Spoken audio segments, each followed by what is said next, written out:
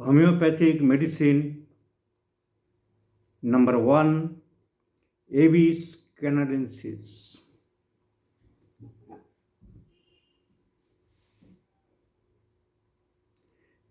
Abies canadensis, the medicine is prepared from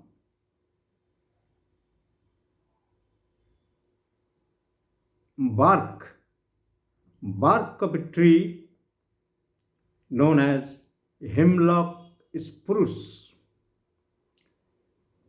So the mother tincture of the medicine is prepared from bark of a large tree named as hemlock spruce.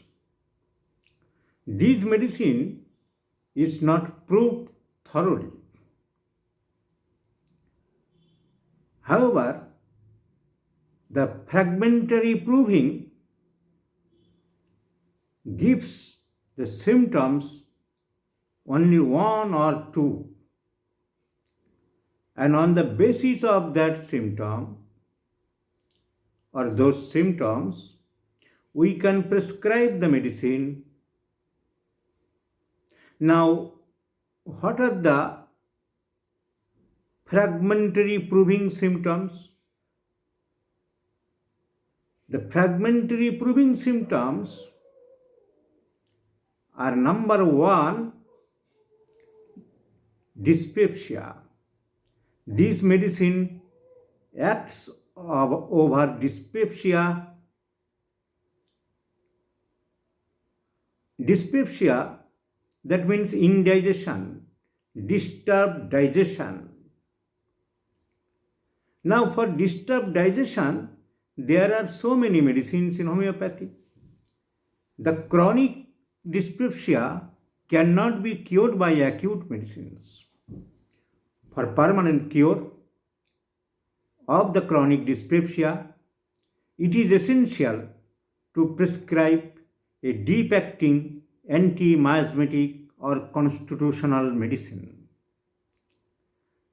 But for acute stage, acute relieving drugs are necessary.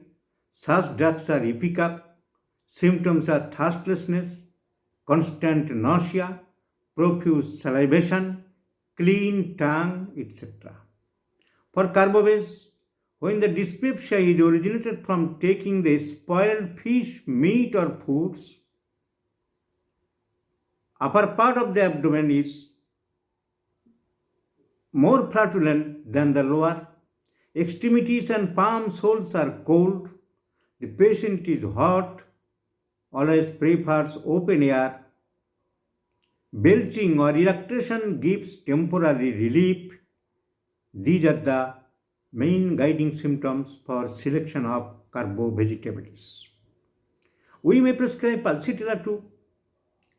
When the dyspepsia is originated from taking pastry, cake, or fatty foods, fatty meats, etc., tongue dry, thirstlessness, no two stools, no 2 times vomiting are alike, because changeability is one of the guiding symptoms of pulsatilla. We may prescribe China officinalis when the full abdomen is flatulent. There are eructations or belchings, but that does not give any relief. Patient is weak, prostrated, may suffer from loose stool, etc. Now, what are the guiding symptoms of Abies canadensis? The dyspepsia is always with ravenous hunger. Appetite is too much increased. So, dyspepsia, when associated with too much hunger or ravenous appetite, please think of Abies canadensis. And the patient has a tendency to overeating. More the appetite increased, more there is demanding of intake of foods. The patient takes a lot of food. Then what happens? You know, the upper part of the stomach, the bulging portion is known as fundus, fundus of the stomach. So when the food, generally the food does not go to the fundus.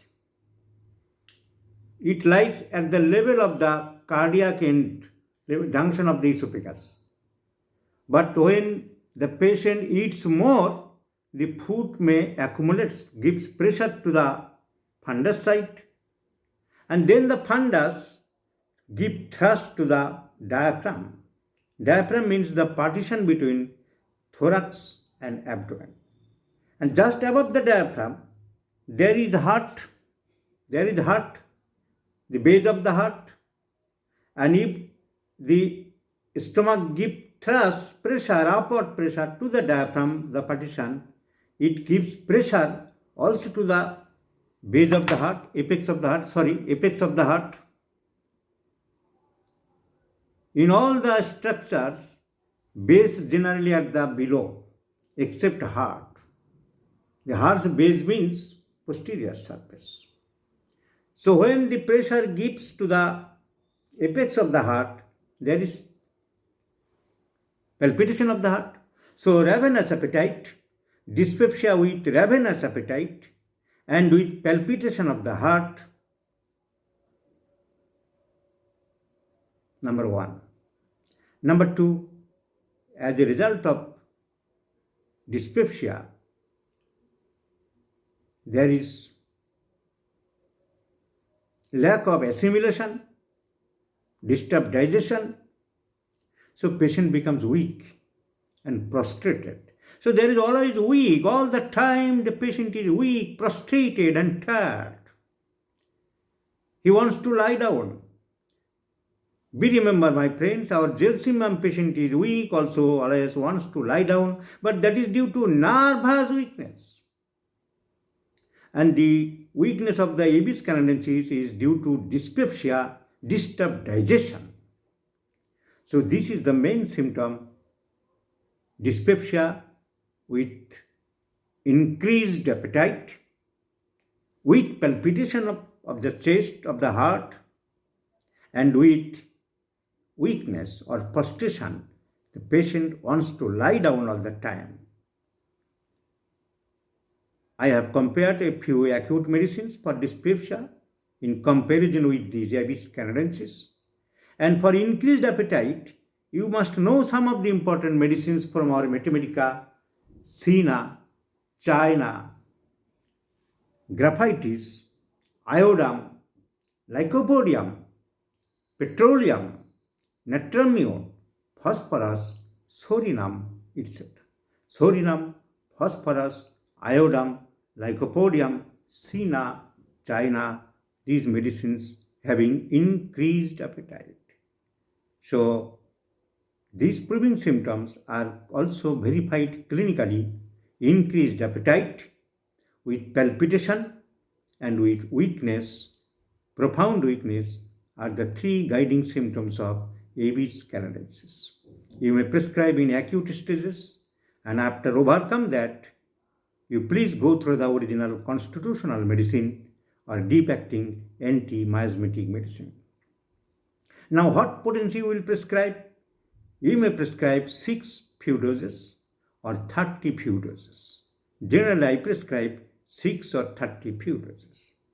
And by Abies canadensis, I have found greater results in many dyspeptic patients.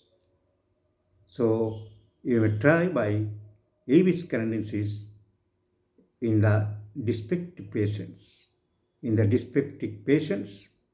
Especially in acute diseases. Thank you very much.